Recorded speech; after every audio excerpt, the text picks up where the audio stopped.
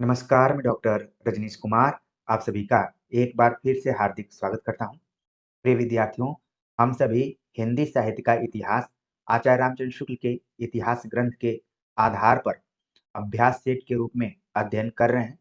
इसके पहले हमने आचार्य रामचंद्र शुक्ल के इतिहास ग्रंथ का लाइन बाय लाइन सब्जेक्टिव तौर पर अध्ययन किया था, जिसमें कुल 90 टॉपिक्स हैं।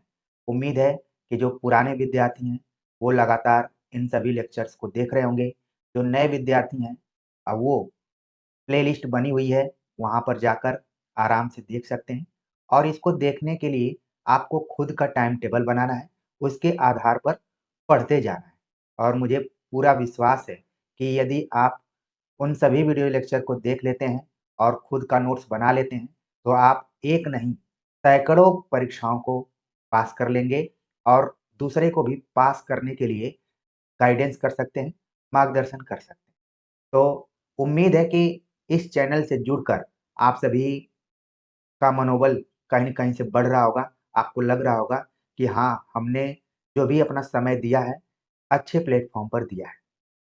आज हम जिस प्रैक्टिस सेट पर चर्चा करेंगे, वो है कृष्ण भक्ति शाखा और उससे जुड़े हुए आचार्यों के ऊपर, जो कि आगामी UGC net, UP TGT, PGT, assistant professor exam, CET, PG entrance exam और हिंदी पट्टी या फिर अन्य राज्यों की प्रवक्ता परीक्षाओं के दृष्टिकोण से महत्वपूर्ण है। और हम बात करेंगे टेस्ट सीरीज नंबर 12 के ऊपर। तो आप सभी अपने दिमाग को कंसंट्रेट करते हुए इस पूरे प्रश्नोत्तरी को देखिए और मूल्यांकन कीजिए कि आपने जो भी कोर्स खरीदा था, नोट्स खरीदा था, कोचिंग ज्वाइन की थी, वो आपके लिए कितनी कारगर है। हालाँकि इस चैनल पर आप सभी को सफल होने के लिए पर्याप्त मैटर मौजूद है, बस ज़रूरत है विश्वास की और दृढ़ संकल्प की। तो चलते हैं, बात करते हैं पहले क्वेश्चन के ऊपर। पहला प्रश्न आप देख रहे हैं, पूछा गया, ये वेद शास्त्र में पारंगत धुरंधर विद्वान थे। आचार्य रामचंद्र शुक्ल का उपयुक्त कथन किसके संदर्भ में है? कथन आप देख रहे हैं कितना इंटरेस्टिंग है। ये वेद शास्त्र में पारंगत और धुरंधर विद्वान थे। आचार्य रामचंद्र शुक्ल ने ये बात किसके संदर्भ में कही हुई है? ऑप्शन दिया गया है, शंकराचार्य, रामानुजाचार्य, रामानंद, वल्लभाचार्य। तो आपके दिमाग में आने लगा होगा कि हमने तो बड़ा अध्ययन किया हुआ था, लेकिन आचार्य रामचंद्र शुक्ल का यह कथन किसके संदर्भ में हो सकता है? जो विद्यार्थी आचार्य रामचंद्र शुक्ल इतिहास सीरीज को लाइन बाय लाइन पढ़े होंगे, समझे होंगे, वो आप इस प्रश्न का उत्तर टिक लगाकर बैठ गए होंगे। सही जवाब है ऑप्शन डी, वल्लभाचार्य के संदर्भ में यह कथन आचार्य रामचंद्र शुक्ल का है कि ये वेद शास्त्र में पारंगत धुरंधर विद्वान थे। ठीक है, प्रश्न देखने में छोटा है, लेकिन परीक्षाओं में सिर दर्द पैदा कर सकता है। लेकिन आप अनुराग हिंदी अकेडमी से जुड़े हुए हैं, तो निश्चित तौर पर आपका मनोबल बढ़ गया होगा। तो आप सोते-जागते जैसे ही कोई बोलेगा, ये वेद शास्त्र में पारंगत धुरंधर विद्वान थे, तुरंत आप नींद खोलकर बोलेंगे, कौन? वल्लभाचार्य। अगला प्रश्न है, रामानुज से लेकर वल्लभाचार्य तक जितने भक्त दार्शनिक या आचार्य हुए हैं, सबका लक्ष्य शंकराचार्य के किस वाद से पीछा छुड़ाना था? ऑप्शन दिया गया है, मायावाद, विवर्तवाद, अद्वैतवाद, उपरोक्त में से एक से अधिक, उपरोक्त में से कोई नहीं। तो हमने यहाँ पर थोड़ा सा बीपीएससी ट्री पैटर्न को अपनाया हुआ है। हालांकि इस क्वेश्चन को आपने अलग अलग परीक्षाओं में थोड़ा सा अलग ढंग से देखा होगा। अक्सर सवाल पूछा जाता है कि निम्नलिखित में से किस वाद के विरोध में आगे चलकर तमाम वादों का जन्म हुआ? तो वो है शंकराचार्य का अद्वैतवाद, जिससे पीछा छुड़ाने के लिए आगे चलकर शुद्धाद्वैतवाद, फिर द्वैताद्वैतवाद, द्वैतवाद, इस तरीके से ढेर सारे वादों की शुरुआत आचार्यों द्वारा की जाती है। लेकिन इसका जो यहाँ पर सही जवाब है, ऑप्शन डी है, उपर्युक्त में से एक से अधिक। चाहे वो मायावाद हो, चाहे विवर्तवाद हो, चाहे अद्वैतवाद हो, इन तीनों वादों का संबंध शंकराचार्य से। तो इस प्रश्न के बहाने आपने एक से अधिक वादों को देखा है, जो कि शंकराचार्य से जुड़े हुए हैं। यानी कि हो सकता है कि कभी एग्जाम में केवल अद्वैतवाद से सवाल पूछ लिया जाए, कई जगह पर विवर्तवाद से पूछ लिया जाए या फिर मायावाद से पूछ लिया जाए। लेकिन आपको ध्यान में रखना है कि शंकराचार्य के इन तीनों वादों से पीछा छुड़ाने के लिए रामानुज से लेकर वल्लभाचार्य, जैसे रामानुजाचार्य का नाम आया तो आपके दिमाग में आना चाहिए विशिष्टाद्वैतवाद, वल्लभाचार्य का नाम आया तो शुद्धाद्वैतवाद का नाम आना चाहिए, मध्वाचार्य का नाम आया तो द्वैतवाद का नाम आना चाहिए, निम्बार्काचार्य का नाम आया तो द्वैताद्वैतवाद का नाम आना चाहिए। तभी आप सही दिशा में तैयारी कर रहे हैं। हमारे विद्यार्थियों पर मुझे पूरा विश्वास है कि वो जो भी मैं संकेत करता हूँ वो उस संकेत के पीछे दौड़ना शुरू कर देते हैं, अपने दिमाग को बढ़ाना शुरू कर देते हैं। इसीलिए तो मैं आप सभी को न कोई पीडीएफ देता हूँ, न कोई नोट्स बनवाता हूँ, बल्कि आपके दिमाग में माथा पच्ची करने की कोशिश करता हूँ कि एक बार चीज अगर आपके दिमाग में बैठ गई तो परीक्षा हॉल में आप ही खेलेंगे, आपके पाले में गेंद होगी और सारे विद्यार्थी आपके पीछे दौड़ेंगे। ये हमारा विश्वास है। नहीं तो बिजनेस करने के लिए पर्याप्त हमारे पास संभावनाएं हैं, लेकिन साधना करना बहुत जरूरी है। तो देखिए, दूसरा क्वेश्चन का आंसर आप दिमाग में बैठा लिए होंगे कि शंकराचार्य जो सिद्धांत दिए हुए थे उसकी प्रतिक्रिया में ढेर सारे सिद्धांत आगे चलकर विकसित हुए थे। यानी कि सबसे पहले जो आचार्य हैं वो कौन है? आदि शंकराचार्य। आपने सुना होगा आदि शंकराचार्य, इसीलिए इनको आदि आचार्य भी कहा जाता है। जैसे आदिकाल है उसी तरीके से आदि शंकराचार्य। अगला प्रश्न है, निम्नलिखित में से किसके अनुसार भक्ति अविद्या या भ्रांति है? अगर ये बात आज कहीं बोल दिया जाए तो फिर आपके ऊपर कार्यवाही हो सकती है। लेकिन यहाँ पर एक आचार्य हैं जिनका मानना था कि भक्ति अविद्या या भ्रांति है। वो आचार्य कौन है? ऑप्शन दिया गया है शंकराचार्य, रामानुजाचार्य, रामानंद, वल्लभाचार्य। तो इसका जो सही जवाब है यहाँ पर ऑप्शन पहला है। शंकराचार्य का मानना था कि जो भक्ति है वो अविद्या या फिर भ्रांति के रूप में है। अब उनका अपना अलग सोच विचार था, अलग सिद्धांत था, जिसको हम बोलते हैं अद्वैतवाद। अगला प्रश्न है, शंकर ने किस ब्रह्म की ही पारमार्थिक सत्ता स्वीकार की थी? ऑप्शन दिया गया है निरुपाधिक निर्गुण ब्रह्म, निरुपाधिक सगुण ब्रह्म, सोपाधिक निर्गुण ब्रह्म, सोपाधिक सगुण ब्रह्म। तो पहले तो ऑप्शन पढ़ते ही दिमाग चकरा जाएगा कि आखिरकार निरुपाधिक क्या है, सोपाधिक क्या है। आचार्य शंकराचार्य ने ब्रह्म की जो सत्ता स्वीकार की है, पारमार्थिक सत्ता स्वीकार की थी, वो कौन सा ब्रह्म है? अगर हम भक्ति काल पढ़ते हैं तो उसमें दो तरीके के ब्रह्मों की बात होती है, एक निर्गुण और दूसरा सगुण। ठीक है, तो शंकराचार्य ने निरुपाधिक निर्गुण ब्रह्म की सत्ता स्वीकार की थी। ऑप्शन ए इसका सही जवाब है। ठीक है, आगे बात करते हैं। अगला जो प्रश्न है, निम्नलिखित में से किस आचार्य ने ब्रह्म में सब धर्म माना है? जैसा कि मैंने आप सभी से पहले ही कहा कि कृष्ण भक्ति शाखा और उनसे जुड़े हुए आचार्यों के सिद्धांतों को आधार बनाते हुए हम अभ्यास सेट कर रहे हैं। आपने तमाम किताबें पढ़ी होंगी, लेकिन इन प्रश्नों के बाद आपको एक अलग तरीके की राहत महसूस होगी। आचार्य कौन से आचार्य हैं जिन्होंने माना कि ब्रह्म में सब धर्म मौजूद है? ऑप्शन दिया गया है शंकराचार्य, रामानुज, रामानंद, वल्लभाचार्य।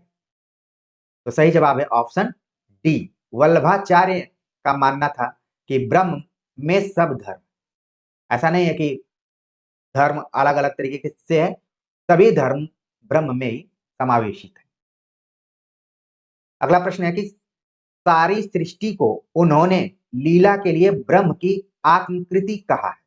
यह कथन किसके संदर्भ में है? किसने सारी सृष्टि को, ये सारा जो जगत है, अक्सर आपने देखा होगा कि आचार्यों के बीच में जगत, ब्रह्म, इन सब को लेकर है कि कौन मिथ्या है, कौन सत्य है, कौन क्या है। तो यहाँ पर कहा गया कि जो सारी सृष्टि है लीला के लिए ब्रह्म की आत्मकृति है। ब्रह्म ने ही इस जगत को बनाया हुआ है, उसकी आत्मकृति है। आत्मकथा तो आपने सुना होगा, लेकिन यहाँ पर आत्मकृति, कई बार हम आत्मकथा को ही आत्मकृति, आत्मचरित्र, ठीक है, इस तरीके से नामों से जानते भी हैं। तो ब्रह्म की आत्मकृति किसको कहा गया? सारी सृष्टि को। क्योंकि आचार्य रामचंद्र शुक्ल की किताब का हम आधार लिए हुए हैं, तो वो डायरेक्ट किसी का नाम नहीं लेते हैं। यहाँ पर लिखा गया कि सारी सृष्टि को उन्होंने लीला के लिए ब्रह्म की आत्मकृति कहा है। यह कथन किसके संदर्भ में है? ऑप्शन दिया गया है शंकराचार्य, रामानुज, रामानंद, वल्लभाचार्य। तो इसका जो सही जवाब है ऑप्शन डी है। वल्लभाचार्य का मानना था कि जो सारी सृष्टि है वो ब्रह्म की आत्मकृति है, और इसके पहले वल्लभाचार्य ने बोल दिया है कि ब्रह्म में सब धर्म है। आगे बात करते हैं, निम्नलिखित में से किसने सगुण रूप को ही असली पारमार्थिक रूप बतलाया है? ऑप्शन दिया गया है शंकराचार्य, मध्वाचार्य, वल्लभाचार्य, निम्बार्काचार्य। एक बार फिर से मैं कहूंगा कि प्रिय विद्यार्थियों, इन सभी प्रश्नों को यह मानकर चलिए कि आप इनसे अजनबी हैं, आप इनको नहीं जानते। अगर परीक्षा हॉल में आएंगे तब आप इसको ध्यान में रखेंगे कि इसका उत्तर क्या होगा। चूंकि ये प्रैक्टिस सेट एक ही पैटर्न पर आधारित है, एक विषय वस्तु को ध्यान में रखते हुए बनाया गया है, तो आप तुरंत बता सकते हैं कि इसका आंसर ये है। लेकिन मानकर चलिए, इसके पहले जो हमने एक प्रश्न बतलाया था जिसमें निर्गुण रूप को असली पारमार्थिक रूप बतलाया गया था, लेकिन यहाँ पर सगुण को बतलाया गया है। ये जो निर्गुण और सगुण का द्वंद रहा है, ये भक्ति काल में प्रमुख रूप से आपने देखा ही होगा और पढ़ा भी होगा। तो निर्गुण शंकराचार्य मान रहे हैं, सगुण कौन माना है? सही जवाब है ऑप्शन सी, वल्लभाचार्य। वल्लभाचार्य का काफी रोल रहा है अगर हम भक्ति काल में सैद्धांतिक विचारकों के रूप में देखें तो। अगला प्रश्न है यहाँ पर, भक्ति की साधना के लिए वल्लभाचार्य ने किस तत्व को महत्व दिया है? बहुत ही इंपॉर्टेंट, देखने में बहुत छोटा प्रश्न है, लेकिन देखने में छोटे लगे घाव करे गंभीर। इस लोकोक्ति या इस मुहावरे को आपने पढ़ा ही होगा, सुना ही होगा। भक्ति की साधना के लिए वल्लभाचार्य ने किस तत्व को महत्व दिया? ऑप्शन दिया गया है श्रद्धा, भक्ति, प्रेम, योग। क्योंकि हम भक्ति की बात करते हैं तो उसमें आपने देखा कि प्रेम भी है, श्रद्धा है, और इन दोनों के मेल को हम भक्ति नाम देते हैं। तो आपको लगेगा कि इसका उत्तर क्या हो सकता है? सही जवाब है इसका ऑप्शन सी। तमाम भावों को दरकिनार करते हुए वल्लभाचार्य ने कहा कि यदि आपके अंदर प्रेम होगा तब आप भक्ति के करीब होंगे। प्रेम तो महत्वपूर्ण है ही, इसमें माना गया कि प्रेम जो है वो मुख्य है, और जो श्रद्धा है वो क्या है? अब वो सहायक के रूप में है।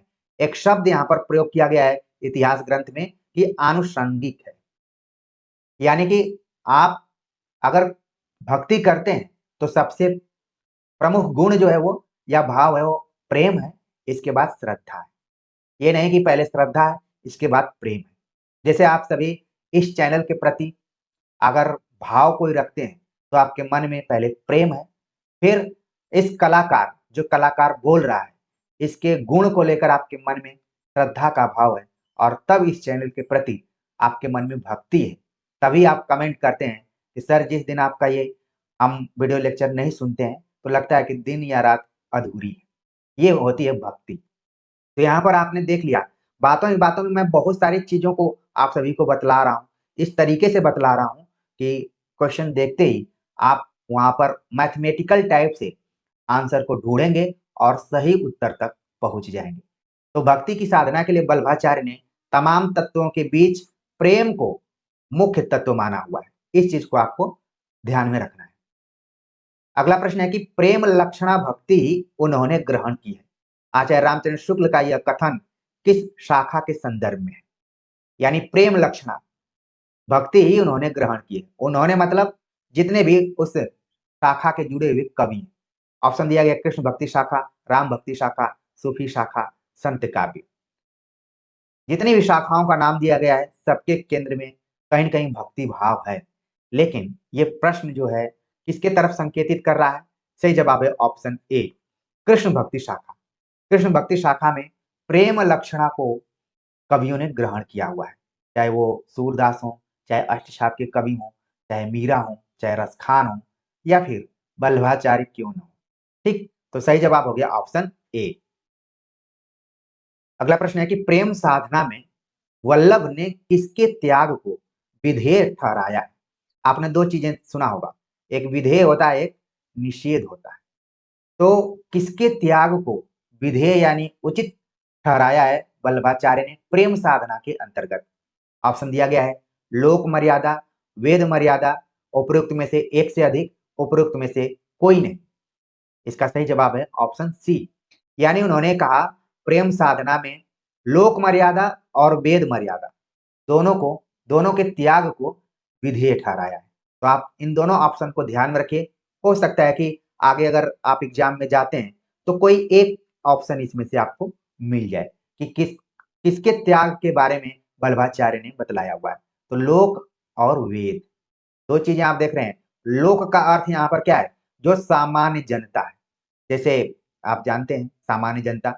और वेद का मतलब जो पढ़ी लिखी, यानी कि प्रेम साधना में ये अंतर बिल्कुल नहीं है। सामान्य जनता को भी भक्ति करने का अधिकार है, और जो पढ़ी लिखी जनता है, जो वेद के बारे में जानती है, उसको भी भक्ति करने का अधिकार है। तो इन दोनों के त्याग, यहाँ नहीं है कि लोक में जो है वो भक्ति नहीं कर पाएगा, जो वेद का ज्ञाता है वही भक्ति करेगा, ऐसा नहीं है। दोनों के त्यागों को ये सही ठहराया गया है वल्लभाचार्य द्वारा। अगला प्रश्न है, प्रेम लक्षणा भक्ति की ओर जीव की प्रवृत्ति तभी होती है जब भगवान का अनुग्रह होता है, भक्त का अनुग्रह होता है, पूज्य बुद्धि सहायक होती है, जीव का अनुग्रह होता है। तो प्रेम लक्षणा की तरफ जीव कब जाता है? जीव मतलब यहाँ पर मनुष्य की बात की गई। तो प्रेम लक्षणा भक्ति की तरफ मनुष्य यानी जो जीव है, आप देखेंगे कि वल्लभाचार्य ने जीवों की कल्पना की हुई है कि 3 तरीके के जीव हैं। आगे वो प्रश्न के तौर पर है। तो जीव कब प्रवृत्त होता है? जब भगवान का अनुग्रह होता है। आप लोगों ने सही जवाब टिक कर लिया होगा कि भगवान का अनुग्रह। अनुग्रह शब्द भी कृष्ण भक्ति शाखा में काफी अर्थ देने वाला शब्द है। तो भगवान का अनुग्रह होता है तभी जीव प्रेम लक्षणा की ओर प्रवृत्त होता है। इस प्रश्न का सही जवाब हो गया ऑप्शन ए। आप सभी के कमेंट का मुझे इंतजार रहेगा कि ये सभी प्रश्न आपके द्वारा खरीदे गए किसी भी कोर्स, नोट्स या फिर किताब में नहीं मिलेगा। ये प्रश्न वही बना सकता है जो सही मायने में किताब को पढ़ता होगा, समय देता होगा, और आप सभी को अपने हृदय में रखते हुए कि किस तरीके से प्रश्न बनाया जाए कि हमारे विद्यार्थी ज्यादा से ज्यादा उस चीज को समझ पाए। अगला प्रश्न है कि प्रेम लक्षणा भक्ति में अनुग्रह से तात्पर्य। ये बहुत ही ट्रेडिशनल क्वेश्चन है, खूब पूछा जाता है कि अनुग्रह का मतलब क्या है। ऑप्शन दिया गया है पोषण, पुष्टि, कृपा, उपरोक्त में से एक से अधिक, उपरोक्त में से कोई नहीं। तो जब आप कृष्ण भक्ति शाखा पढ़ेंगे तो उसमें अनुग्रह का तात्पर्य बतलाया गया है पोषण, पुष्टि, यानी कि इन दोनों शब्दों को आपको ध्यान रखना है, ए और बी को। इसका सही जवाब प्रश्न के अनुसार हो गया उपरोक्त में से एक से अधिक। अब आप जिंदगी में कभी नहीं भूल पाएंगे, चाहे वन लाइनर किताबें भले आप रट लिए हों, लेकिन अनुग्रह अब आप समझ जाएंगे कि इसका अर्थ है पोषण या फिर पुष्टि। ठीक, तो इन दोनों शब्दों को जरूर ध्यान में रखिए कि अनुग्रह का मतलब क्या है प्रेम लक्षणा भक्ति में। अगला प्रश्न है कि निम्नलिखित में से किसने अपने मार्ग का नाम पुष्टि मार्ग रखा है? ऑप्शन दिया गया शंकराचार्य, मध्वाचार्य, वल्लभाचार्य, निम्बार्काचार्य। तमाम आचार्यों का नाम यहाँ पर दिया गया है। आपके दिमाग में आ गया होगा कि हमने तो याद करके रखा है पुष्टि मार्ग वल्लभाचार्य ने दिया हुआ था। सही जवाब हो गया ऑप्शन सी। और पुष्टि मार्ग का संबंध आप किससे जोड़ लिए? अनुग्रह। किसका अनुग्रह? भगवान का अनुग्रह जब जीव के ऊपर पड़ता है तभी वो भक्ति की तरफ जाता है। ये चीजें आप ध्यान में रख लेते हैं। चूंकि कई बार हम अपने व्यवहारिक जीवन में देखते हैं कि जब हमारा परिणाम आने वाला होता है या फिर कोई बड़ी चीज होने वाली होती है, तब लगता है कि भगवान ने हमें पुकारा हुआ है। कई बार लोग बोलते हैं, जैसे अभी प्रयागराज का समय चल रहा था, तो लोगों ने कहा कि भगवान ने बुलाया था इसीलिए हम यहाँ पर आए हुए हैं। और एक जमाना था सन 2014 में, मुझे याद आता है कि जब मैं आपसे इसे चर्चा कर रहा हूँ, और हमारे देश के जो प्रधानमंत्री हैं नरेंद्र मोदी, उन्होंने भी लिखा था वाराणसी के लिए कि न मुझे कोई भेजा है, न कोई मुझे बुलाया है, बल्कि मुझे गंगा माँ ने बुलाया है या फिर याद किया हुआ है। यानी कि उनके ऊपर क्या हुआ? अनुग्रह का प्रभाव दिखलाई पड़ सकता है। इस तरीके से भी आप जोड़ सकते हैं स्टोरी के रूप में। ठीक है, और जब आप सफल होंगे तो आप यही कहेंगे कितने दिनों से हम परीक्षा दे रहे थे, लेकिन जब भगवान की मर्जी हुई तो हमें सफलता मिली। हालांकि आपको मेहनत करना पड़ेगा, और तर्क वितर्क चलते रहते हैं। कई बार आपने सुना होगा कि क्या पता है कि भगवान आपके भरोसे बैठा हो। तो मेहनत करेंगे तो एक असीम सत्ता जरूर है जो कि आपको नियंत्रित कर रही है। अगला प्रश्न है कि वल्लभाचार्य जी ने जीवों की संख्या मानी। वल्लभाचार्य जी ने जीवों की संख्या कितनी मानी है? ऑप्शन दिया गया है 2, 3, 4 या फिर 5। तो आपने इसको याद भी किया होगा कि जीवों की संख्या 3 मानी हुई है। ठीक, सही जवाब हो गया ऑप्शन बी। और तीनों जीव कौन है? पुष्टि जीव, मर्यादा जीव और इसके बाद एक जीव की और है प्रवाह, पीएमपी। ठीक, तो पीएमपी आप ध्यान में रख लीजिए। बल्बाचार्य ने जीवों की संख्या 3 मानी, पुष्टि, मर्यादा और प्रवाह। अगला प्रश्न है, निम्नलिखित जीवों में से बल्बाचार्य के अनुसार कौन नहीं है?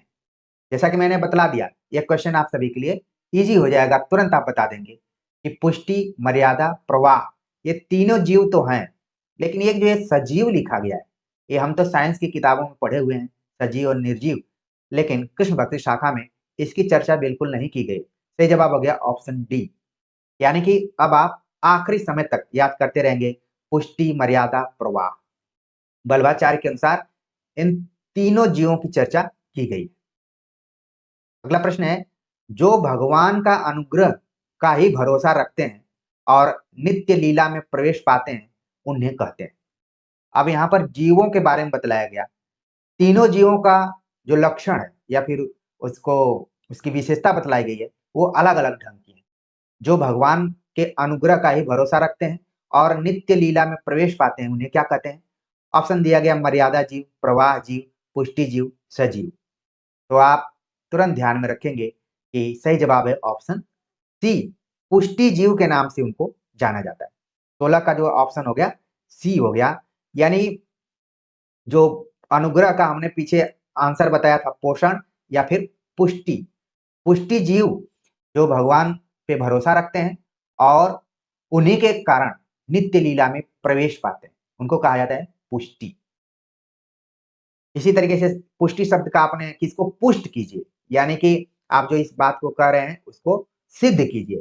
तो यहाँ पर क्या है कि वो जीव जो भगवान द्वारा सिद्धि प्राप्त कर लिए जाते हैं, उनको एक तरीके से ट्रेडमार्का दे दिया जाता है और वो इस संसार के नित्य लीला में प्रवेश कर जाते हैं, उनको क्या कहा जाता है? पुष्टि जीव। अगला प्रश्न है, जो वेद की विधियों का अनुसरण करते हैं और स्वर्ग आदि लोक प्राप्त करते हैं, उन्हें कहते हैं। जो वेद की विधियों का अनुसरण करते हैं और स्वर्ग आदि लोक प्राप्त करते हैं, उनको क्या कहते हैं? वो किस तरीके के जीव हैं? ऑप्शन दिया गया मर्यादा जीव, प्रवाह जीव, पुष्टि जीव, सजीव। सजीव को तो आपको एकदम से साइड में कर देना है, बस मुकाबला इन 3 जीवों में। तो पुष्टि जीव के बारे में तो हमने बतला दिया कि ये अनुग्रह पर आधारित है। आप अपने कॉपी में नोट भी कर सकते हैं। मर्यादा यानी कि किसी चीज का जब हम कोई चीज का अनुसरण करते हैं, तो उसमें कहीं न कहीं कौन-सी चीज छिपी होती है? मर्यादा।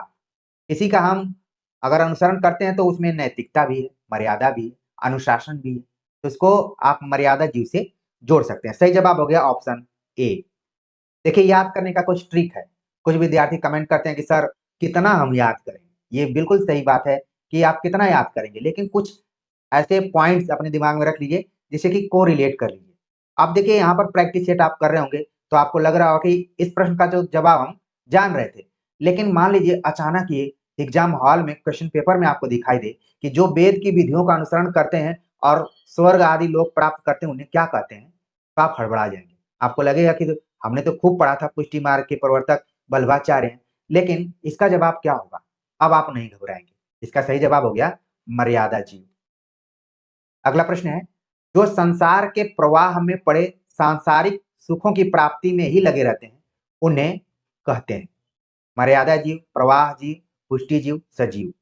तो अब आप देखिए इसका सही जवाब क्या हो सकता है? आपने लगा लिया होगा कि ये बात कही जा रही है प्रवाह जी के ऊपर। सही जवाब हो गया ऑप्शन बी। आप कल्पना कीजिए कि आप किस जीव के अंतर्गत हैं? आप पुष्टि जीव के अंतर्गत हैं, मर्यादा जीव के अंतर्गत हैं या फिर प्रवाह जीव के अंतर्गत हैं? तो मेरे अनुसार हम लोग इसी के अंतर्गत हैं, क्योंकि हम लोग सांसारिक सुखों में लगे रहते हैं और उसी को मोटिवेशन मानते हैं। कि प्रिय विद्यार्थियों, आप सभी के सहयोग से मैंने 4 व्हीलर खरीद लिया है, मैंने आईफ़ोन खरीद लिया है, मैंने फलाँ चीज़ खरीद लिया है, मैं यहाँ पर यात्रा कर रहा हूँ, कर रही हूँ। सांसारिक सुखों की प्राप्ति में लगे रहते हैं। तो अब जो भी कृष्ण भक्ति शाखा का अध्ययन आपने किया है, अब आपके दिमाग में आ गया होगा कि हम तो प्रवाह जीव में हैं, क्योंकि हम लोग स्थिर नहीं हैं। हम लोगों का मन भटकता जा रहा है। ठीक है, भटकने का मतलब कि मन में इच्छाएँ आती जा रही हैं। की तैयारी करेंगे, सुंदर कन्या से विवाह होगा, अच्छी जगह रहेंगे, फिर आगे ये खरीदेंगे, वो खरीदेंगे, चीज़ें तमाम चलती जा रही हैं और उसी को हम मोटिवेशन के नाम पर देख रहे हैं। तो चीज़ें आप समझ पा रहे होंगे, मैं बहुत बड़ी और गहरी बात बोल रहा हूँ। तो जो संसार के प्रवाह में पड़े सांसारिक सुखों की प्राप्ति में ही लगे रहते हैं, उन्हें क्या कहते हैं? प्रवाह जी। अगला जो क्वेश्चन है कि निम्नलिखित में से किस ग्रंथ में वल्लभाचार्य ने अपने समय की अत्यंत विपरीत दशा का वर्णन किया है, जिसमें उन्हें वेद मार्ग या मर्यादा मार्ग का अनुसरण अत्यंत कठिन दिखाई पड़ा है? यानी आप देख रहे हैं कि जो आचार्य लोग हैं, उनके सामने भी कठिनाई आती रही है। जब आचार्यों के सामने कठिनाई आती है, तो हम लोग किस खेत की मूली हो सकते हैं? ये चीज़ आप समझ रहे हैं? इसलिए वल्लभाचार्य से आपको सीखना है कि जीवन में कठिनाइयाँ, बाधाएँ, विपरीत परिस्थितियाँ आती हैं, उससे हार नहीं मानना है। अगर वल्लभाचार्य हार मान गए होते, तो शायद हम उन्हें आज नहीं पढ़ते। तो जब वो वेद मार्ग या मर्यादा मार्ग का अनुसरण कर रहे थे, तो अत्यंत कठिनाई उनको दिखाई पड़ रही थी। वो ये बात किस किताब में उन्होंने बतलाई हुई है? ऑप्शन दिया गया पूर्व मीमांसा, उत्तर मीमांसा, सुबोधनी टीका, कृष्णाश्रय। तो इसका जो सही जवाब है ऑप्शन डी है। कृष्णाश्रय नाम की एक पुस्तक है, जिसके एक प्रकरण में वल्लभाचार्य जी ने इस बात को बतलाया हुआ है। ठीक वैसे ही जैसे आप लोगों का इंटरव्यू इत्यादि सुनते हैं, तो लोग अपने संघर्ष के बारे में बतलाते हैं कि मैं 10वीं तक पढ़ता था तो बहुत बदमाश था, गोली चला देता था, फिर मेरा हृदय परिवर्तन हुआ, तो मैं आज लाखों विद्यार्थियों को शिक्षक बना दिया, तो ये कर दिया, तो वो कर दिया। नाटक करने वाले आपको यूट्यूब पर बहुत सारे शिक्षक मिल जाएँगे। तो वैसे ही यहाँ पर किसी प्रकरण में वल्लभाचार्य ने इस बात को कहा कि जब वो वेद मार्ग या मर्यादा मार्ग की बात कर रहे थे, तो उनको कठिनाइयों का सामना करना पड़ा। वो खुद उनकी पुस्तक में नहीं है कहीं। ये जो ऊपर की तीनों पुस्तकें हैं, ये वल्लभाचार्य द्वारा लिखी गई पुस्तकें हैं।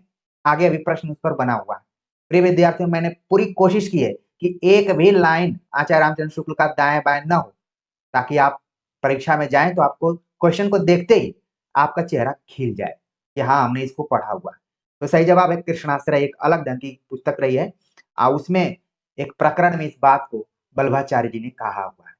आगे बात करते हैं, अगला जो प्रश्न है, आचार्य रामचंद्र शुक्ल ने वल्लभाचार्य जी के कितने मुख्य ग्रंथों की चर्चा की है? ये प्रश्न कई बार परीक्षाओं में आ चुका है या फिर इस पैटर्न पर आता रहता है कि शुक्ल जी ने फलां कवि की कितनी रचनाओं का उल्लेख किया है। और जब शुक्ल जी का नाम जुड़ जाता है, तो अचानक एक मन में डर तो पैदा हो ही जाती है कि अरे यार, पता नहीं शुक्ल जी से पूछ दिया है, अब उन्होंने कितना माना होगा। हमने तो शुक्ल जी की किताब खरीदी थी, लेकिन पढ़ी नहीं थी। अनुराग हिंदी अकेडमी के सारे विद्यार्थी कहेंगे, एकदम सीना तान कर कहेंगे कि हमने पढ़ी है और पढ़ना है तो 3 महीने लगाओ, आराम से पढ़ सकते हो। ये तो मैंने आपको 3 महीने में पढ़ाया है। आपके पास पर्याप्त समय है, आप चाहें तो 30 दिन में इसको आराम से पढ़ सकते हैं। ये आपके लगन के ऊपर है, इच्छा के ऊपर है। तो शुक्ल जी ने वल्लभाचार्य, मैं आपसे चर्चा कर रहा हूँ तो इसका मतलब ये नहीं है कि आपका मैं टाइम किल कर रहा हूँ, बल्कि क्वेश्चन पे जो ऑप्शन है, उस पे आप अपना दिमाग लगाइए। मैं चेक कर रहा हूँ। सामने से तो मिलकर चेक नहीं कर पाऊँगा, लेकिन यहाँ से मैं पिंच ज़रूर कर सकता हूँ आपके दिमाग के ऊपर। तो कुल मिलाकर उन्होंने 5 ग्रंथों की चर्चा की है। वो पाँचों ग्रंथ कौन है? उसमें आप देखेंगे कि कुछ ग्रंथ जो है वो मीमांसा पर आधारित है, जिसमें आपने पढ़ा होगा पूर्व मीमांसा और उत्तर मीमांसा। ठीक है? कुछ ग्रंथ हैं जो कि टीका पर आधारित है, जिसमें आपने पढ़ा होगा श्रीमद् भगवत गीता पर भी इन्होंने लिखा हुआ है। ठीक है? और इसके बाद सुबोधनी टीका, इन ग्रंथों को कैसे याद करना है वो चीज़ ध्यान में रख लीजिए। इसके बाद जो पुस्तक है एक तत्वदीप निबंध। इसके पहले हमने कुछ रचनाओं के नामों में नाटक शब्द जुड़ा हुआ देखा था। यहाँ पर तत्वदीप निबंध नाम से लिखा हुआ है वल्लभाचार्य जी ने। तो कुल इनके अ, आपको 5 ग्रंथ दिखलाई पड़ेंगे और कुछ ग्रंथ हैं जिसमें कि छोटे-छोटे प्रकरणों में वो लिखे गए।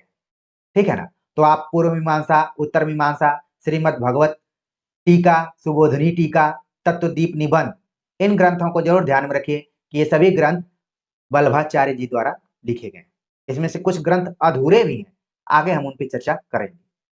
अगला प्रश्न है कि निम्नलिखित में से किस ग्रंथ का नाम अणुभाष्य है? तो अणुभाष्य किस ग्रंथ का नाम है? ऑप्शन दिया गया है पूर्व मीमांसा, उत्तर मीमांसा, सुबोधनी टीका, तत्वदीप निबंध। इन रचनाओं से आप पहले ही परिचित हो गए। अब इसके उत्तर तक हम पहुँचते हैं। आप अपना दिमाग ज़रूर दौड़ा रहे होंगे कि हमने तो बहुत पढ़ा था अणुभाष्य अणुभाष्य, लेकिन वो किसका दूसरा नाम है? इसको हम ब्रह्मसूत्र के नाम से भी जानते हैं। ये भी आप चीज ध्यान में रखिए। तो इसका जो यहाँ पर सही जवाब है वो ऑप्शन बी है। उत्तर मीमांसा को हम अणुभाष्य के नाम से भी जानते हैं और अणुभाष्य वल्लभाचार्य के यश के रूप में, प्रमुख ग्रंथ के रूप में। लिखने के लिए तो उन्होंने 5 ग्रंथ लिखे हैं, लेकिन अणुभाष्य सबसे प्रमुख ग्रंथ है। उत्तर मीमांसा इसका क्या हो गया? सही जवाब हो गया। अगला प्रश्न है, वल्लभाचार्य शुद्धाद्वैतवाद के प्रतिपादक हैं। उनका यह प्रतिपादन किस प्रमुख दार्शनिक ग्रंथ पर आधारित है? ऑप्शन दिया गया वही पूर्व मीमांसा, उत्तर मीमांसा, सुबोधनी टीका, तत्वदीप निबंध। तो तमाम ग्रंथों का नाम दिया गया है, लेकिन आपको बतलाना है कि वल्लभाचार्य जी ने जो शुद्धाद्वैतवाद दिया हुआ है। कई बार ये भी ऑनलाइनर में प्रश्न पूछ लिया जाता है कि शुद्धाद्वैतवाद के प्रवर्तक कौन है, या फिर सुमेलित वाले में भी पूछा जाता है।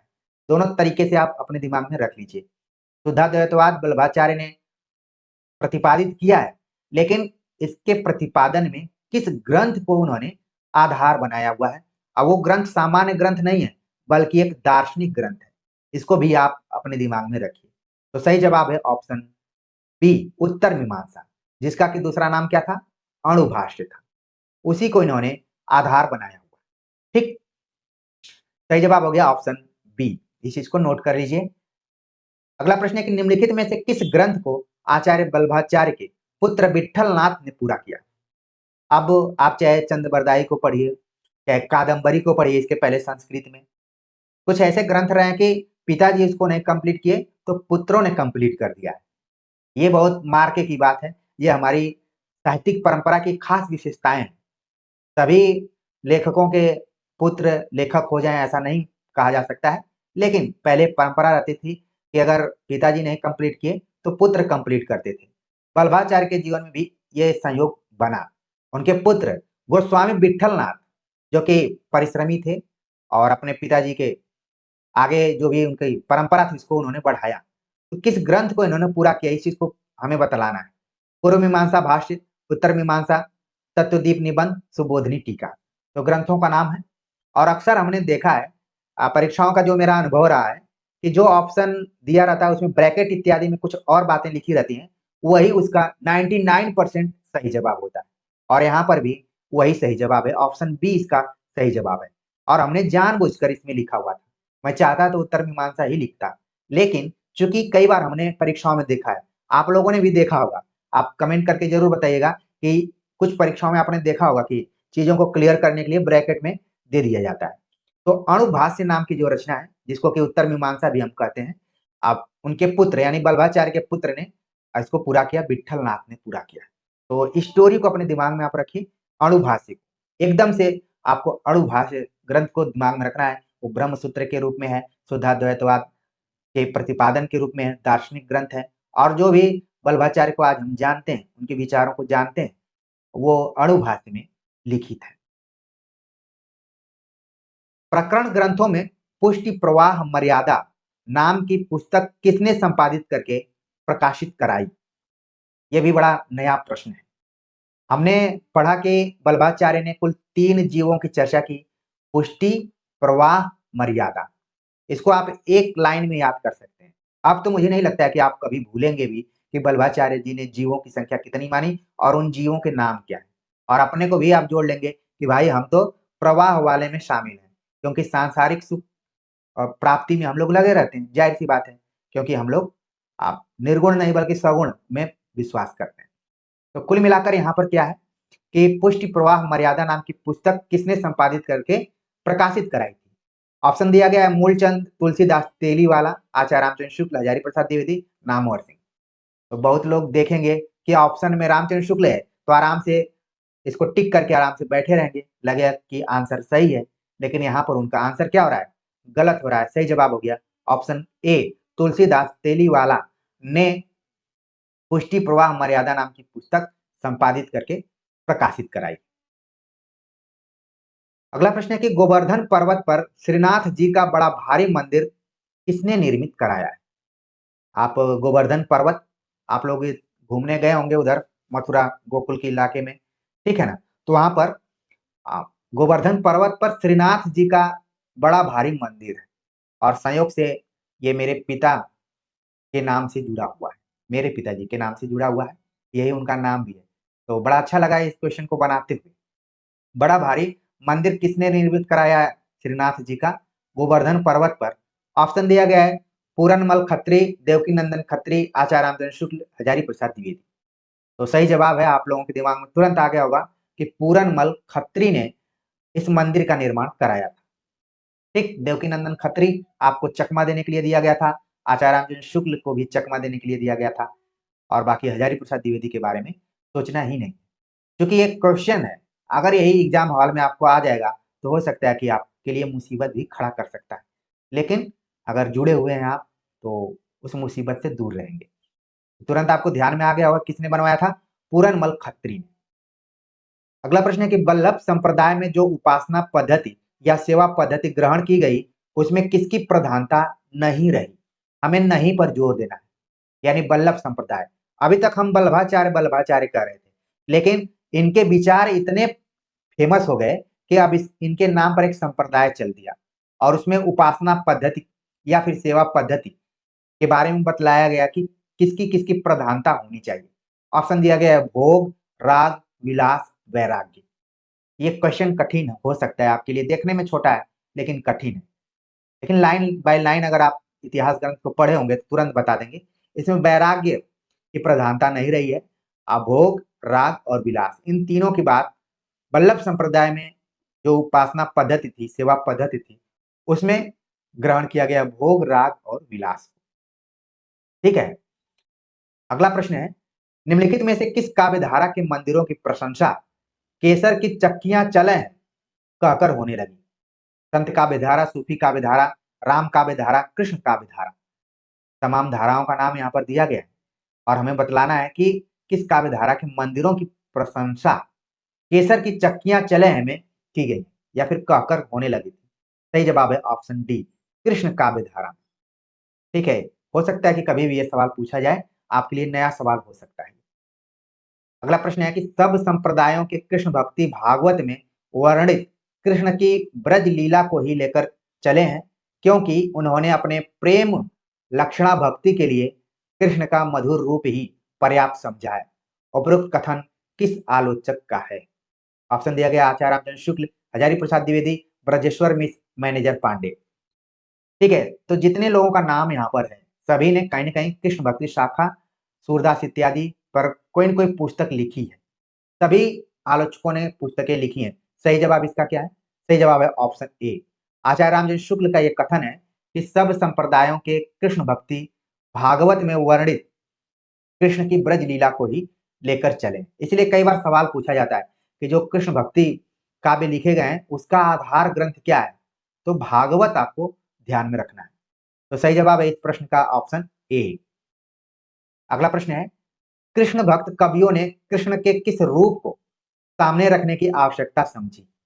कृष्ण भक्त कवियों ने कृष्ण के किस स्वरूप को सामने रखने की आवश्यकता समझी है? ऑप्शन दिया गया है लोक रक्षक, धर्म संस्थापक, रोक रंजक, लोक मंगल। तो यहाँ पर बड़ा ही क्लोज हमने ऑप्शन दिया हुआ है। तो जितने भी कृष्ण भक्त कवि थे कृष्ण के लोक रंजक स्वरूप को सामने रखने का प्रयास किया है। जो भी कृष्ण भक्ति शाखा के कवि हैं उन्होंने कृष्ण को लोक रक्षक के रूप में नहीं देखा है, लोक रक्षक के रूप में राम है। इसलिए धर्म संस्थापक के रूप में कौन है? राम है। जय श्री राम। जय श्री कृष्णा भी लोग बोलते हैं, लेकिन जय श्री राम में एक अलग तरीके की आप देखते होंगे, उसमें तीव्रता होती है।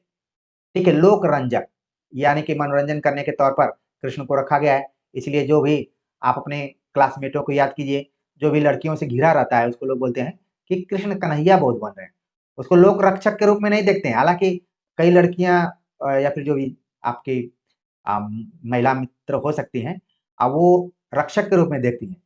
कई बार तो लोग मजाक में बोलते हैं कि बॉडीगार्ड लेके घूम रही हैं, लेकिन यहाँ पर लोक रंजक के तौर पर कृष्ण को देखा गया है और लोक मंगल तो राम से जुड़ा हुआ है। बड़ा ही क्लोज ये ऑप्शन था और आपके दिमाग में बैठ भी गया हो कि राम को किस रूप में देखा जाता है और कृष्ण को किस रूप में देखा जाता है। अगला प्रश्न है कृष्ण भक्त कवि अधिकतर फुटकल श्रृंगारी पदों की रचना में ही लग रहे, उनकी रचनाओं में न तो लगे रहे, बल्कि यहाँ पर कृष्ण भक्त कवि अधिकतर फुटकल श्रृंगारी पदों की रचना में ही लगे रहे, उनकी रचनाओं में न तो जीवन के अनेक गंभीर पक्षों के मार्मिक रूप स्फुरित हुए, न अनेक रूपता आई। उपरोक्त कथन किस आलोचक का है?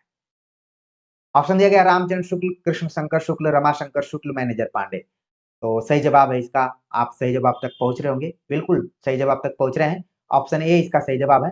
रामचंद्र शुक्ल का यह मानना है कि जितने भी कृष्ण भक्त कवि हुए, अधिकतर उन्होंने फुटकल श्रृंगारी पदों की रचना ही करना अच्छा समझा, और अगर उनकी रचनाओं को गंभीरता से हम देखें तो बहुत कम मार्मिक पक्ष स्फुरित हुए हैं, और उसमें अनेक रूपता भी नहीं दिखलाई पड़ती है, एक ही टाइप से उनकी कविताएं दिखती हैं। आगे हम अष्टछाप को देखेंगे तो और ये बात स्पष्ट होगी। तो आचार्य रामचंद्र शुक्ल ने इस बात को कही हुई है। अगला प्रश्न है कि भागवत धर्म का उदय किस काल में हो चुका था? भागवत धर्म का उदय किस काल में हुआ था? रामायण काल में, महाभारत काल में, मुगल काल में, या फिर अमृत काल में? तो भागवत धर्म का उदय, अगर आप ध्यान नहीं देंगे तो ऑप्शन डी भी लगा सकते हैं, जो कि बिल्कुल गलत है। महाभारत काल में इस भागवत धर्म का उदय हो चुका था। ठीक, ऑप्शन बी इसका क्या है? सही जवाब। ठीक, ऑप्शन बी, महाभारत काल में भागवत धर्म का उदय हो चुका था। अगला प्रश्न है, अंदाल का जन्म हुआ था। अंदाल यहाँ पर कई जगह किताबों में आप अंडाल पढ़ते हैं, और ये साउथ इंडिया यानी दक्षिण भारत की एक कवयित्री के रूप में रही है। ये महिला है अंडाल। ठीक, इनका जन्म हुआ था कब? ऑप्शन दिया गया है संवत 770, संवत 773, संवत 793, संवत 796। तो आप देख रहे हैं कि अंडाल बहुत पुरानी कवियत्री के रूप में है, और संयोग से उत्तर भारत की नहीं है बल्कि दक्षिण भारत की है। तो इसका जो यहाँ पर सही जवाब है वो ऑप्शन बी है, संवत 773। अगर इसमें से आप 57 घटा देंगे तो इस भी यहाँ पर आ जाएगा, आप थोड़ा सा यहाँ पर कैलकुलेशन कर सकते हैं। तो अंडाल का जन्म कब हुआ? संवत 773 में। ठीक, अगला प्रश्न है, अंडाल के पद किस पुस्तक में मिलते हैं? अंडाल भी लोग पढ़ते हैं, अंडाल भी पढ़ते हैं, तो इनके जो पद हैं वो किस पुस्तक में संग्रहित किए गए हैं? ऑप्शन दिया गया कृष्णाश्रय, तिरुप्पावई, दिव्य प्रबंध, अंडाल बीजक। तो अंडाल के पदों का जो संग्रह किया गया है, और वो एक खास रचना है जो कि तमिल भाषा में लिखी गई है, और वो है तिरुप्पावई। ठीक है, ऑप्शन बी इसका सही जवाब है, इसको आप अपने दिमाग में जरूर रखिए, कई बार ये सवाल पूछ लिया जाता है। अगला प्रश्न है कि अब मैं पूर्ण यौवन को प्राप्त हूं और स्वामी कृष्ण के अतिरिक्त और किसी को अपना पति नहीं बना सकती। उपरोक्त कथन किसका है? आप देखेंगे कि राम को पति के रूप में कम लोगों ने माना हुआ है, थोड़ा बहुत वो भी निरूढ़ ब्रह्म के रूप में कबीर ने माना है। लेकिन यहाँ पर आप देखेंगे कृष्ण को लेकर कहीं अंडाल अपना पति मान रही हैं, कहीं मीराबाई अपना पति मान रही हैं, कभी कोई पति मान रहा है। तो कृष्ण को अलग ढंग से थोड़ा सा यहाँ पर भक्त कवियों ने देखा हुआ है। तो कौन कहा इस बात को कि अब मैं पूर्ण यौवन को प्राप्त हूँ और स्वामी कृष्ण के अतिरिक्त और किसी को अपना पति नहीं बना सकती? सही जवाब है ऑप्शन ए, अंडाल का ये मानना था। हमने ऑप्शन बनाने के लिए सहजोबाई, मीराबाई, लक्ष्मीबाई इत्यादि का नाम दिया था। यहाँ पर महादेवी भी मैं लिख सकता था, लेकिन थोड़ा सा टर्न करने के लिए, आपके दिमाग को स्प्लिट करने के लिए मैंने सोचा कि थोड़ा कुछ इंटरेस्टिंग नाम दिया जाए। तो यहाँ पर अंडाल इसका सही जवाब है। ठीक, अगला प्रश्न है, वल्लभाचार्य का जन्म काल। वल्लभाचार्य से हमने शुरुआत की थी और यहीं से अंत भी कर रहे हैं, तो इनका जन्म काल क्या रहा है? संवत 1530, संवत 1535, संवत 1536, संवत 1537। सही जवाब है ऑप्शन बी, संवत 1535 वल्लभाचार्य जी का जन्म काल माना जाता है। हालांकि इन लोगों के जन्म काल को लेकर बहुत प्रामाणिक चीजें नहीं मिलती हैं, चाहे आप सूरदास को देखिए, तुलसीदास को देखिए, वल्लभाचार्य जी को देखिए, ये एक अनुमान लगाया गया कुछ किताबों के आधार पर, कुछ तथ्यों के आधार पर। ठीक है, तो इसका सही जवाब हो गया ऑप्शन बी। तो प्रिय विद्यार्थियों, हमने पूरी तन्मयता के साथ कुछ मौलिक प्रश्न और नए पैटर्न पर आधारित प्रश्नों से आप सभी का सामना कराया। उम्मीद है कि तमाम प्रैक्टिस सेट्स में और आपकी तैयारी में ये प्रश्न आपके लिए नए लगे होंगे। आपको लगा होगा कि इस तरीके के भी प्रश्न पूछे जा सकते हैं। अगर आएँगे तो निश्चित तौर पर मैं उस परीक्षा हॉल में बैठे हुए तमाम विद्यार्थियों से आगे रहूँगा, लीड करूँगा। यही तो है मनोबल बढ़ाना। और मनोबल कैसे बढ़ता है? मनोबल तब बढ़ता है जब आप थोड़ा-सा औरों से हटकर काम करते हैं, कुछ नए मंत्रों को तलाशते हैं, तो आप आगे बढ़ जाते हैं। नहीं तो आप देखेंगे कि सभी के पास वही कोर्स हैं, वही नोट्स हैं, वही पीडीएफ हैं, वही किताबें हैं, फिर भी किसी का 1 नंबर से, किसी का 2 नंबर से, किसी का 4 नंबर से, किसी का 10 नंबर से रिज़ल्ट रुक जाता है। तो थोड़ा-सा कुछ करना पड़ेगा आपको और जो कुछ चीज़ें मैं आप सभी को बतलाता हूँ, मैं कभी-कभी ये आभास करता हूँ कि मेरा बोलना ही आपके लिए मोटिवेशन है। तो प्रिय विद्यार्थियों आज की कमेंट जो भी प्रैक्टिस सेट था, इसके लिए आपके कमेंट का हम इंतज़ार करेंगे। आप निश्चित तौर पर कमेंट कीजिए। तो मिलते हैं एक नए प्रैक्टिस सेट और टॉपिक के साथ, तब तक के लिए नमस्कार।